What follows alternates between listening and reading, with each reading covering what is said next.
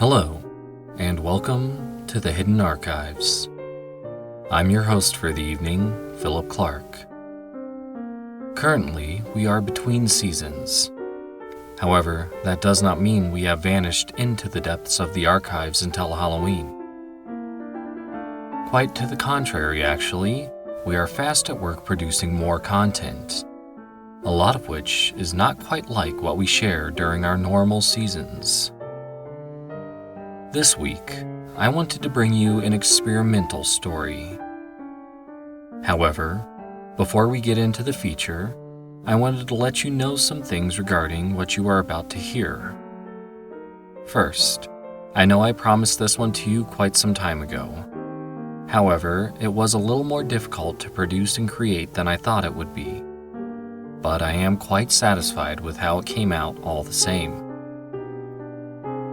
Second, I did want to reiterate that this style of storytelling is something new for me, hence its experimental nature. Depending on how this is received, I may do more stories or shows between seasons that follow a similar format. But what is that format, you ask? Well, what an astute bunch you are. The format I have gone with is one that draws its inspiration from work done by Rod Serling of The Twilight Zone. He had a penchant for occasionally featuring productions with little to no dialogue. Of course, this is a difficult thing to do for an audio drama podcast that relies heavily on dialogue and spoken word. But I think I have found a way. I will let the story speak for itself, as it were, regarding the success of my attempts. The last thing I wanted to let you know about concerning this story is that though it lacks dialogue, it is still disturbing. In fact, for many listeners, it may be the most unsettling thing you have yet to hear from the Hidden Archives. As such, for the first time, I will offer specific trigger warnings. The story you are about to hear focuses on themes of abuse, neglect, domestic violence, and harm to children. Please, proceed with caution.